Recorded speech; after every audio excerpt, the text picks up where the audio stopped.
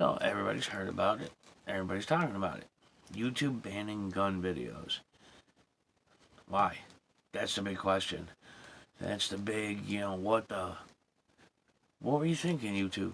You've been a haven for us for the First Amendment and things associated with the Second Amendment and so on for a long time.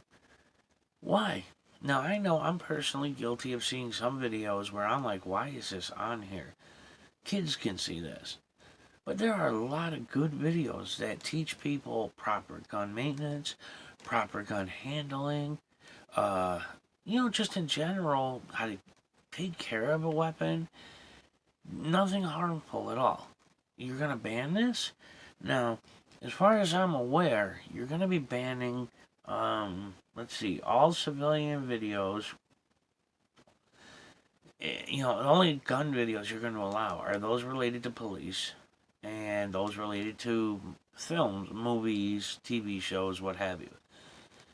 Does that mean everybody that makes a video has to call it an indie video now just so it can be treated as a movie? Come on. Yeah, a lot of us don't want to see our children watching movies or videos of people actually getting shot, getting their heads blown off or whatever. I get that. So add parental control to it or something. Let the parent decide. This is not adding to gun control. This is adding to gun frustration. I'm kind of dumbfounded. I never thought YouTube, of all places, where for years, we've been able to go to YouTube and watch or upload and share videos related to guns and knives and tanks and fighter jets. I mean, get with it. There are a lot of good videos out there that are related to guns that help people. I just don't get it. And I know a lot of people agree. I mean, there's the Second Amendment audit videos. Yeah, I am guilty in some of them saying, what the heck? It looked just like a video of a guy trying to attract cops for the purpose of YouTube entertainment. Now, there's plenty of ones that aren't like that. There are people that really care. So, you can't do this, YouTube. Come on. Get with the program. And my next, what the moment is, I'm guilty of not knowing this was actually going on as bad as it is the whole thin blue line thing. Now, I've been an advocate of the fact that it's statistically impossible that all police are corrupt and evil. If you don't agree with me, that's fine. But this thin blue line thing, I didn't know it was just so bad. So a very popular video maker by the name of BLACKLAB3L COPWATCHs, I'm going to put the link in the description down below to his video. It was very well done, and it illustrates just how much this blue line thing is coming to the forefront. It's adding to the whole divide between police and civilians. Police, you guys, what are you doing? Why are you doing this? Yeah, we all know blue lives matter, black lives matter, white lives matter, Hispanic lives matter.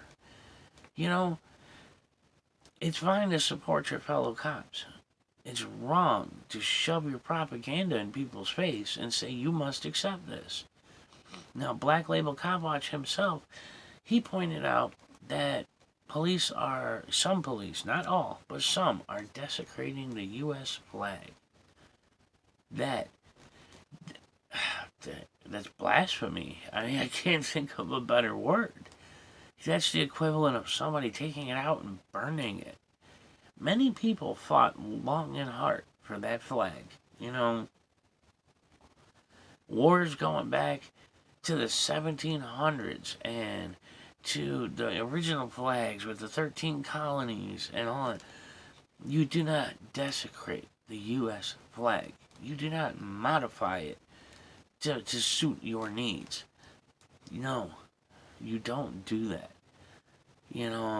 I couldn't believe it when I watched this video. And then I said, you know what? Let me see if it's really this bad. So I went out and I started finding random cop videos posted by random people, including police. And I did see it. The blue line across the badge, the blue line in the wrist bracelet, the blue line across a flag patch, you know, on the arm, on the chest, on the belt they wear, on the police cars. You cannot do this. You're only making it worse. It does. It looks like you're waving a gang flag. It really does. How many certain colored bandanas are now associated with certain gangs just because they wave them? You're waving an American flag that you modified. That certainly comes across as gang propaganda. Stop it. You're breaking the law just by doing that. You know, Black Label did post the, either, I don't know if it's a U.S. code or a penal code, or not exactly sure. I don't, you know, it was a lot of information. So, like I said, the link will be down below. And Black Label, I thank you for bringing that to people's attention. You know, so, you know, cops, what the heck? You know, why are you doing this? Don't. Stop doing it. Stop now. And let's see, what's next? Oh. So I go to the doctor's office yesterday to get more bad news, just because that's just how it's been. And, as you know, my doctor's office is, there's a main door you come in, then there's like a foyer area with, I think, like 9 chairs. Then there's another door. You go in and it leads to the individual offices. And there was a nice elderly lady sitting there with her aide. They were waiting for their Handicap. So I'm sitting there and I said hi, you know, talked to her a little bit. And come to find out, she's very cold, you know. She's just sitting there waiting. And these people keep coming in. And you know these buttons that you see on the wall? You know, one of these? They open the doors. Now, in this case, it opens both the outer door and the inner door. And they stay open for 17 seconds. I counted. And I'm watching, and these perfectly healthy people, nothing wrong with them at all. They're not limping. They don't have a walker. They don't have a cane. Their arms aren't in casts. Nothing. Pushing a button. Doors open. It takes them less than 2 seconds to walk through. The door stays open another 15 seconds. Because, you know, in some cases, you got people with wheelchairs and motorized carts or walkers. They need that 17 seconds to get through. So, I couldn't believe it. These people are pushing the button and going. I'm sitting there thinking, are you guys that lazy? You know, one of the big arguments is germs. You know, oh, I don't want the germs. But you're touching the button that all the other people that don't want germs is touching. So what difference does it make? Push the door. Push the door handle. Most doors during the day aren't even latched. They're on a spring-loaded closing mechanism.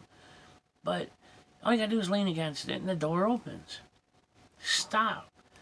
It's just silly to do that. So, I don't know. It just bothered me. And then, lastly, when I was leaving the doctor's office, I go outside. I always go out and I move to the side of the building to have a cigarette. I'm that way. I don't stand by the door where people are walking. I don't want to, smoke blowing around them. And I happened to notice a new sign, no smoking. It was on one of those concrete pylons they put along the fire lane so that cars don't drive right up to the door. And I'm like, well, okay, no big deal. I always go to the side anyways. And I noticed other no smoking signs, no smoking within 50 feet of the door, things like that. But I'm standing there, and I figured, hey, what the heck, I'll snap a picture of this sign. And I look down, and there's fresh cigarette butts right under the sign. Come on, people. It's people like that are the reason that other states have made it illegal to smoke in public outside buildings like that. You're going to end up making New York that way. And then you just throw the butts out. See, I'm one of the people where when I'm done with a cigarette, I twist the top up stomp that out to make sure nothing burns, and then I put the filter in my pocket until I get to a garbage. Because it's littering. It's illegal. I mean, it literally is illegal. Stop doing it, people. You know, you see a no smoking sign, just don't smoke there. It's not that hard. So, you know, I hope this information helps some people or even just entertains some people. Either way, I enjoyed making the video. So, thank you for watching if you sat through the whole thing, and I appreciate it. If you'd like, hit subscribe. If not, I understand.